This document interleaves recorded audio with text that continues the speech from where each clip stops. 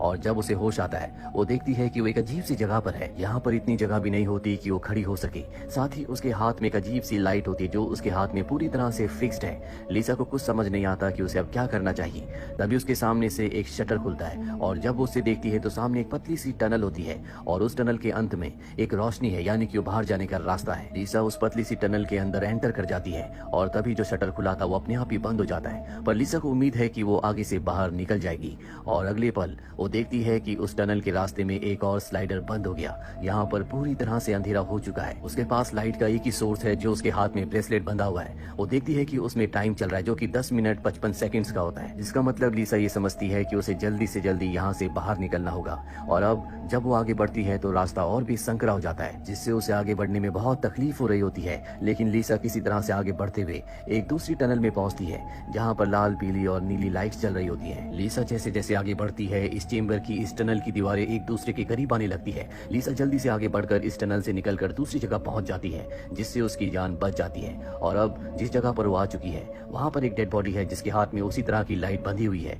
जिस तरह की उसके हाथ में है। वो समझ जाती है कि इससे पहले जिसने भी उसे यहाँ पर ट्रैप किया है उसका विक्टिम यही था। लिसा अब धीरे धीरे आगे बढ़ती है और तभी सामने से एक शटर बंद हो जाता है। साथ ही लिसा के हाथ में जो ब्रेसलेट है जिसमें लाइट चल रही है उसका टाइम खत्म हो चुका है, इसीलिए लाइट रेड हो जाती है। लिसा समझ जाती है कि कुछ ना कुछ होने वाला है। अभी लिसा के साइड में एक ग्लास ऊपर होता है। लिसा देखती है कि वहाँ पर उसके जाने की छुपने की जगह है, इसीलिए उस जगह पर चली जाती है और अगले पल वो ग्लास नीचे हो जाता है, जिसके बाद पूरे टनल में आग फैल जाती है और इस तरह से लिसा की जान बच जाती है।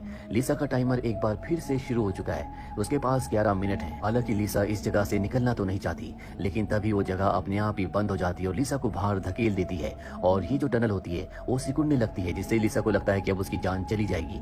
लेकिन इससे पहले कि वो उसे क्रश करती, दीवारें अपने आप ही रुक जाती है, यानी कि उसका रास्ता अब और भी संकरा हो चुका है। लिसा इस टनल में पूरी तरह से परेशान है, पर उसके पास आगे बढ़ने के अलावा कोई भी रास्ता नहीं है। वो जल्दी जल्दी आगे बढ़ने लगती है और तभी उसके सामने पानी का एक पॉन्ड आ जाता है। वो उसके अंदर चली जाती है और किसी तरह से दूसरे रास्ते से बाहर निकलती है। लिसा पूरी तरह से हताश हो चुकी है और तभी उसे एक उम्मीद की किरण नजर आती है। जब वो किसी के रोने की आवाज सुनती है वो उस आवाज की तरफ जल्दी जल्दी रेंग कर बढ़ने लगती है और तभी उसके आगे जो टनल होती है उसके नीचे का जो फ्लोर होता है वो अपने आप ही खुलना शुरू हो जाता है। नीचे बहुत ही खतरनाक एसिड है। लिसा किसी तरह से फ्लोर के कोने कोने पर चलकर जिसके बीच में एसिड है वहां से पार करने की कोशिश करती है, लेकिन फिर भी उसका पैर एसिड में टच हो जाता है, जिससे उसे बहुत तकलीफ होती है।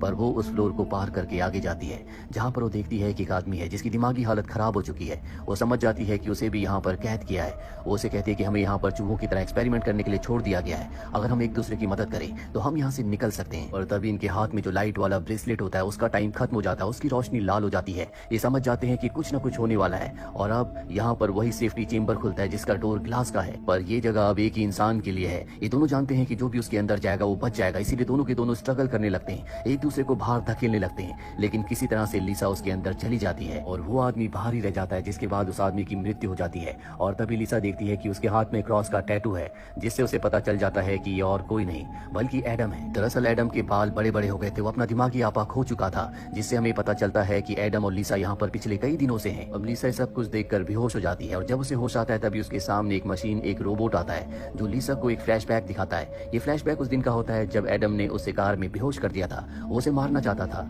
लेकिन तभी आसमान से एक लाइट इनकी तरफ आती है। इसका मतलब ये है कि जो भी उस लाइट के थ्रू लिसा तक पहुंचा था उसी ने एडम से उसकी जान बचाई थी, जिसके बाद एडम और लिसा दोनों को यहाँ पर ट्रैप कर दिया गया। और अब वो रोबोट लिसा के जख्मों को भी ठीक करता है, जिसके बाद वो चला जाता है। लिसा को इस सेफ जगह से बाहर निकलना पड़ता है। वो एडम के हाथ में देखती है जिसमें क्रॉस के साथ डायमंड के निशान भी होते हैं और तभी एक घूमता हुआ ब्लेड उसकी तरफ आने लगता है। लिसा जल्दी से पीछे हट जाती है और अब लिसा यहाँ से आगे बढ़ने लगती है और तभी एडम जो अब भी जिंदा है, जिसकी हालत बहुत ज्यादा खराब है, वो लिसा की तरफ बढ़ने लगता है क्योंकि वो लिसा को मारना चाहता है। लेकिन किसी तरह से लिसा इस जगह से निकलकर एक बहुत बड़े चेंबर में आ जाती है जहाँ पर चारों तरफ बहुत रोशनी होती है। लिसा यहाँ पर देखती है कि उसकी साइड की जो वॉल्स है दरअसल वो स्क्रीन है और वहाँ पर वीडियोस चल रहे हैं और ये वीडियोस लिसा के बचपन के वीडियोस होते हैं जो उसके दिमाग में यादें हैं। उन सब यादों को, उसके बचपन के एक्सपीरियंसेस को कोई यहाँ पर वीडियो में प्ले कर रहा होता है। और अब एक बार फिर से यहाँ पर एडम आ जाता है जो कि उसे मारना चाहता है। लिसा उससे बचने के लिए आगे जाती है जहाँ पर उसके सामने दो रास्ते आते हैं। एक जो रास्ता बाहर का होता है उसके बीच में कटीली तारें होती हैं, पर लिसा का अब टाइम भी खत्म होने वाला है, यानी कि 11 मिनट्स पूरे होने वाले हैं। लिसा तय करती है कि वो कटीली तारों से आगे बढ़ेगी, जिसमें उसे बहुत चोट भी लगती है, लेकिन किसी तरह से वो उसे पार करके आगे बढ़ जाती है और तभी उसका टाइम खत्म हो जाता है। लिसा समझ जाती है कि अब उसका भी अंत आ चुका है और तभी इस चेंबर में आग का एक बहुत बड़ा सैलाब आता है। इससे पहले कि लिसा उस सैलाब में फंसती, नीचे से फ्लोर खुल जाता है और वो एक चेंबर चेंबर में आकर गिरती है और ये वही जगह होती है जहाँ से उसने अपना सफर शुरू किया था, यानी कि एक बार फिर से वो स्टार्टिंग पॉइंट पर पहुंच चुकी है। लिसा के अंदर अब इतनी हिम्मत नहीं है कि वो एक बार फिर से अपना सफर शुरू करे। वो अपने रग से उन निशानों को दीवार पर बनाती है जो उसने एडम के ब्रेसलेट के नीचे देखे थे, और तभी वहाँ पर रोबोट आ जाता है जो उसके घाव को ठीक करना चाहता है ताकि एक बार फिर से वो अपना सफर शुरू करे। लेकिन लिसा हिम्मत हार चुकी है। वो कहती है कि मैं जीना नहीं चाहती। रोबोट उसकी इस इच्छा को पूरा करने वाला होता है, उसे मारने वाला होता है। तभी वो उन सिंबल्स को देखती है जो उसने वॉल पर बनाए थे और उसे एहसास होता है कि ये बाहर जाने का रास्ता है। इसमें सभी डायरेक्शंस को बताया गया है कि कहाँ पर राइट कहाँ पर लेफ्ट जाना है। लिसा तय करती है कि एक बार फिर से वो यहाँ से बाहर निकलने की कोशिश करेगी।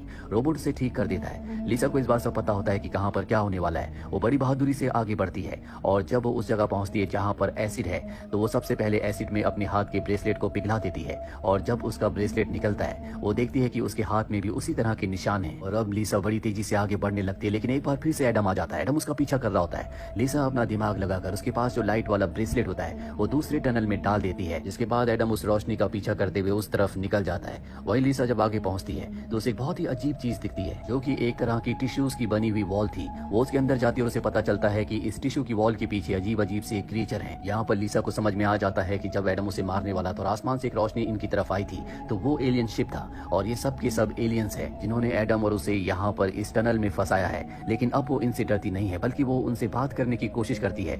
और तभी उसे अपना ब्रेसलेट वहाँ पर दिखता है जो उसने एडम को डाइवर्ट करने के लिए दूसरे टनल में फेंक दिया था। और अब यहाँ पर ब्रेसलेट है, यानी कि एडम भी यहाँ पर आ जाएगा। एडम अगले पल यहाँ पर आ जाता है। लिसा उससे बचने के लिए यहाँ से भागने की कोशिश करती है, लेकिन उसकी ब्रेसलेट का उसकी लाइट का टाइम खत्म हो जाता है। एक बार फिर से सेफ्टी चेंबर खुलता है। लिसा एडम से पहले उसके अंदर चली जाती है, पर अब टनल में आग नहीं लगती। इस वजह से एडम की मृत्यु नहीं होती। और अब जब ग्लास का शटर खुलता है तो लिसा के ऊपर एडम हमला कर देता है, लेकिन वो उसका खात्मा कर देती है। लिसा के पास बाहर जाने के लिए अब काफी वक्त है, उसे आखिरी टनल को पार करना है। पर तभी उसे अपनी बेटी की आवाज सुनाई देती है और अगले पल उसकी बेटी उसके सामने आ जाती है जिसकी मृत्यु हो चुकी है। उसकी बेटी लिसा से कहती है कि चलो तुम भी मेरे साथ चलो। और लिसा इतना कुछ सहने के बाद समझ चुकी है कि जिंदगी चाहे कितनी बेरहम क्यों ना हो, जिंदगी आपको कितनी बार मारना क्यों ना चाहे, लेकिन हर इंसान का फर्ज है कि वो जिए। और वो भी अब जीना चाहती है, इसीलिए वो अपनी बेटी को गले लगाती है और बाहर के रास्ते की तरफ बढ़ जाती है। दरअसल उसने अब एक्सेप्ट कर लिया है कि उसकी बेटी इस दुनिया में नहीं रही। अब उसे आखिरी टनल को पार करना है जो कि बहुत ही खतरनाक है। उसके सामने 3 ब्लेड होते हैं जो ऊपर नीचे हो रहे होते हैं। ये ब्लेड्स बहुत शार्प है। सबसे पहला ब्लेड 4 सेकंड्स में नीचे आता है, उसके बाद वाला 3 में और आखिरी वाला 2 में। लिसा किसी तरह से पहले 2 ब्लेड्स को पार कर देती है, लेकिन तीसरे ब्लेड की जो टाइमिंग होती है वो मात्र 2 सेकंड्स की है। पर लिसा उससे भी बाहर निकल जाती है, पर निकलते निकलते उसका पैर बहुत बुरी तरह से ब्लेड से जख्मी हो जाता है। और अब उसके सामने खुला आसमान है जो कि इस टनल के अंत में है। पर जब वो टनल के अंत में पहुंचती है तो देखती है कि वो सिर्फ एक स्क्रीन है, यानी कि बाहर का ये वीडियो चल रहा है, बाहर जाने का ये रास्ता नहीं था। वो अब यहाँ पर हिम्मत हार चुकी है, लेकिन वो अपने आप से कहती है कि भले मैं यहाँ से बाहर नहीं निकल पाई, लेकिन मैंने कोशिश की और जिसमें मैं कामयाब हुई, इस बात का उसे सेटिस्फेक्शन होता है। और तभी उसकी आंखों के आगे बहुत सारी रोशनी आ जाती है। उसका शरीर हवा में तैरने लगता है, जिसके बाद वो बेहोश हो जाती है। और जब उसे होश आता है तो वो एक झरने के पास होती है। उसकी बॉडी में कोई भी घाव नहीं होता। उसके सामने उसकी बेटी भी होती है। लिसा अपनी बेटी से पूछती है क्या मैं मर चुकी हूँ। उसकी बेटी कहती है कई बार, लेकिन अब आप सेफ हो। लिसा कहती है मुझे क्या करना है। उसकी बेटी कहती है अब तुम्हें जीना है। और तभी हमें इस जगह को दिखाया जाता है जहाँ पर लिसा अपनी बेटी के साथ है।